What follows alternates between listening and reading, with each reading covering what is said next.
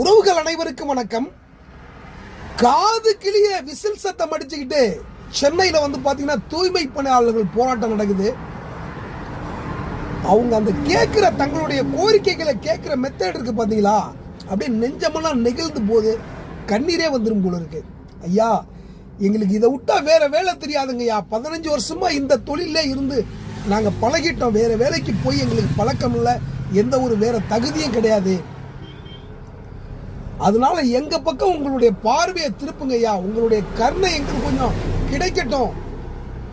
புதிதா வந்த எம்எல்ஏக்கெல்லாம் கார் ஃப்ரீயா கொடுக்குறேங்கிறீங்க, அதுக்கு டிரைவர் 25,000 ரூபாய் கூலியில டிரைவர் கொடுக்குறேங்கிறீங்க, உதவியாளருக்கு 25,000 ரூபாய் சம்பளத்துல உதவியாளர் கொடுக்குறேங்கிறீங்க. நாங்க எங்களுக்கு அந்த சம்பளத்தை தானே கேட்கிறோம்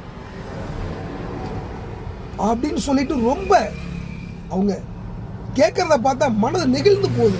அது இல்லாம நீங்க சொன்ன வாக்குறுதியை தானே நாங்க கேட்கிறோம். தேர்தலுக்கு முன்னாடி எங்களை சந்திச்சு நான் ஜெயிச்சேன்னா உங்களுக்கு நான் இதை நிறைவேற்றி தர்றேன், 5 வருஷத்துல நீங்க அரசாங்கத்துல வேலை செஞ்சுதான் நான் அந்த பணியை நிரந்தரமாக்கி தரேன்னு நீங்க கொடுத்த வாக்குறுதியை தானே நாங்க கேட்கிறோம். எங்க வீட்டுல கணவன்மார் இல்லைங்கயா. நாங்க கணவனை இழந்தவங்க.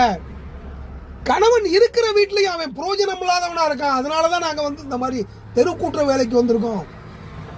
உங்களுடைய பார்வை, உங்களுடைய கருணையை எங்களுக்கு கொஞ்சம் காட்டுங்கன்ட்டு ரொம்ப அப்படியே நெஞ்ச தொடுற மாதிரி ஒரு வேண்டுகோள் வைக்கிறாங்க. முதல்வர் ஐயா சொன்னதுதான், நான் ஆட்சிக்கு வந்தா 5 வருஷம் நிரந்தரமா வேலை செஞ்சுக்கிட்டு இருந்தவங்களை நிரந்தரமாக்குவேன் அப்படின்னு சொன்னாரு. அதை தான் அவங்க கேட்கிறாங்க. அதை இல்லாம பாத்தீங்கன்னா வாரம் ஒரு நாள் விடுப்பு கேட்கிறாங்க. எங்களுக்கு பிரசவ நாட்களுக்கு லீவ் வேணும், மற்ற ஊழியர்களுக்கு கொடுக்கிற மாதிரி பிரசவத்துக்கு எங்களுக்கு லீவ் வேணும்னு கேட்கிறாங்க. அதை இல்லாம அந்த பெண்களுக்கே உரிய அந்த இயற்கை உபாதை அதுக்கான 3 நாட்கள் லீவ் வேணும்னு கேட்கிறாங்க. இது மிக மிக மிக நியாயமான கோரிக்கை. குறைந்தபட்சம் ஒரு நிறைவேற்றக்கூடிய மிக மிக நியாயமான கோரிக்கை. இதை கூட நீங்க நிறைவேற்றி கொடுக்கலன்னா என்ன சார் மாற்றம் சொல்லுங்க.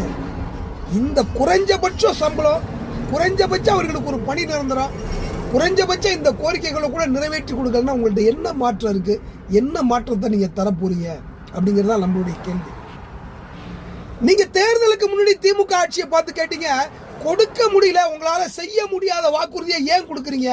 ஒரு வாக்குறுதி கொடுத்தா அதை செய்யணும், நிறைவேற்றணும், இல்லைன்னா அதை கொடுக்க கூடாது, எதுக்காக கொடுத்தீங்க அப்படின்னு நீங்க கேட்டீங்க.